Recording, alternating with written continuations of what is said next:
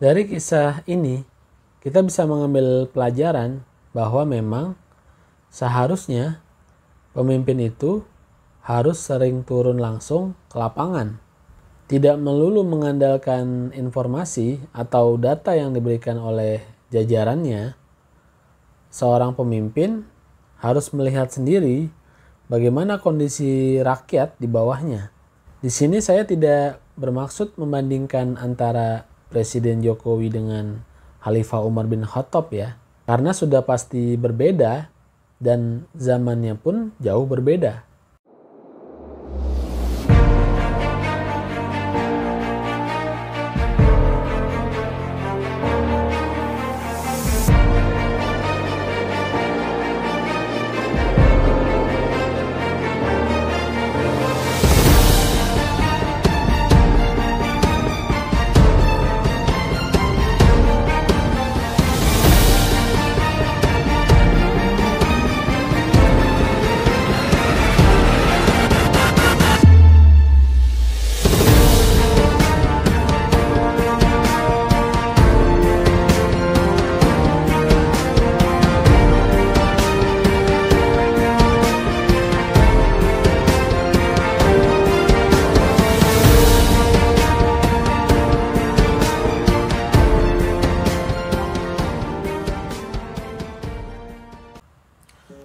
Kemarin saya lihat di Instagram saat Presiden Jokowi melakukan kunjungan ke Manado, ada seorang ibu bernama Siti Mafirah yang mencegat Presiden.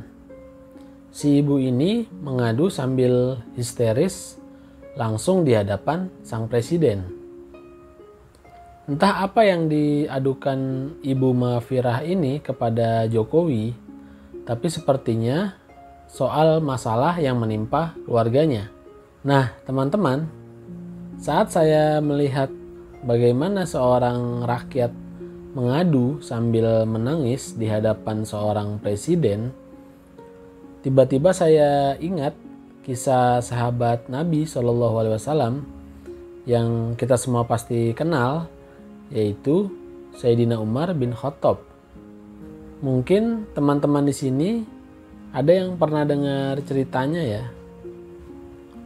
Pernah suatu ketika Khalifah Umar bin Khattab belusukan berkeliling seorang diri sambil menyamar di kota Madinah. Beliau melakukan itu karena ingin melihat langsung bagaimana kondisi rakyatnya dan bukan dari informasi yang diberikan oleh pejabat di bawahnya. Nah, saat berkeliling, Khalifah Umar mendengar tangisan anak kecil di sebuah rumah yang sangat sederhana. Karena tangisan anak kecil itu tidak berhenti, maka Khalifah Umar mendatangi rumah itu.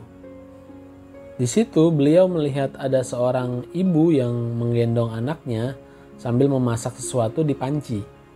Kemudian Umar bertanya kepada ibu itu, "Wahai ibu, mengapa anakmu menangis terus-terusan?" Ibu itu menjawab, "Hai tuan, anakku ini lapar, sudah lama kami berdua tidak makan apa-apa." Kemudian Umar tanya lagi, "Lantas, apa yang kau masak di panci itu?" Si ibu membuka tutup panci itu dan memperlihatkannya kepada Umar. Alangkah kagetnya Umar saat melihat bahwa yang dimasak di dalam panci itu hanyalah sebuah batu. Kemudian Umar bertanya lagi, "Kenapa kau memasak batu yang tidak bisa dimakan itu?" Si ibu menjawab, "Kami sudah lama tidak punya gandum untuk dimasak, sementara anakku sudah sangat lapar. Akhirnya, aku terpaksa memasak batu ini hanya untuk menghibur dia, seolah-olah kami punya sesuatu untuk dimakan, dan aku berharap anakku akan berhenti menangis."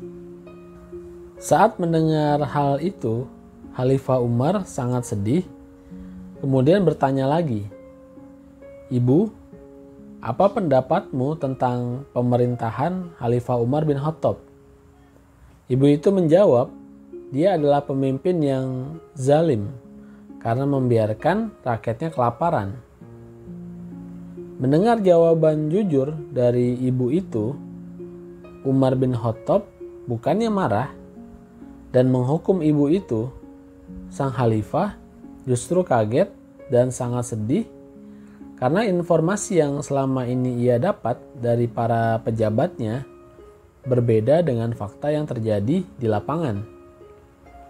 Tanpa berpikir lagi, Umar bin Khattab langsung pergi menemui Abdurrahman bin Auf, kepala Baitul Mal saat itu, dan meminta kepadanya 2 karung gandum segera.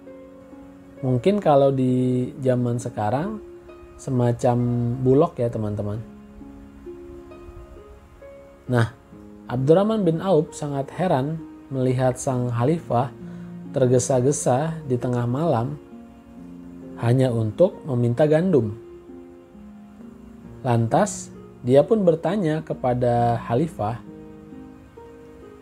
"Apa yang membuatmu begitu risau dan untuk siapa gandum itu?" Umar pun menjawab, "Aku adalah pemimpin yang zalim karena telah membiarkan rakyatku sendiri kelaparan." Akhirnya, tanpa bantuan pengawal, sang khalifah memikul sendiri 2 karung gandum itu dan diberikan langsung kepada si ibu tadi. Nah, teman-teman, dari kisah ini kita bisa mengambil pelajaran bahwa memang seharusnya pemimpin itu harus sering turun langsung ke lapangan. Tidak melulu mengandalkan informasi atau data yang diberikan oleh jajarannya. Seorang pemimpin harus melihat sendiri bagaimana kondisi rakyat di bawahnya. Di sini saya tidak bermaksud membandingkan antara Presiden Jokowi dengan Khalifah Umar bin Khattab ya. Karena sudah pasti berbeda dan zamannya pun jauh berbeda. Tapi setidaknya ada hal baik yang patut ditiru dari Umar bin Khattab oleh para pemimpin di negeri ini, yaitu keprihatinan hati seorang pemimpin. Jika Presiden Jokowi pernah mengingatkan bawahannya untuk memiliki yang namanya sense of crisis, maka 1400 tahun yang lalu, Khalifah Umar sudah melakukan hal itu. Para pejabat tidak harus memikul sendiri karung beras untuk dibagikan kepada rakyat miskin di bawah sana. Akan tetapi, alangkah indahnya jika para pemimpin kita memiliki rasa prihatin soal kondisi rakyat miskin di luaran sana. Tidak mengumbar kehidupan mewah di sosmed maupun di televisi adalah salah satu bentuk rasa prihatin. Kemudian, menahan diri untuk tidak meminta fasilitas lebih pada negara, baik itu tunjangan dan sebagainya, apalagi sampai korupsi, juga termasuk sense of crisis. Dan selalu mengutamakan kepentingan rakyat banyak dibanding kepentingan dirinya sendiri ataupun partainya adalah puncak dari kemuliaan hati pemimpin yang sesungguhnya. Terakhir teman-teman, dimanapun yang namanya orang miskin memang tidak akan mungkin hilang 100%. Jika menurut data BPS di tahun 2022, jumlah orang miskin di Indonesia ada sekitar 26,16 juta orang. Seandainya setiap pemimpin di negeri ini, baik dari level tertinggi sampai dengan level terendah, sering terjun langsung ke rakyat dan melihat sendiri bagaimana kondisi di bawah sana, masih banyak orang yang menderita dan tertindas. Semoga karena sebab hal itu, hati mereka memiliki rasa keprihatinan dan menjadikan mereka pemimpin yang sesungguhnya. Dan harapannya, jumlah orang miskin di negeri ini bisa menurun dan tidak sebanyak seperti yang ada sekarang. Demikian saya akhiri. Mohon maaf sebelumnya dan terima kasih teman-teman semua.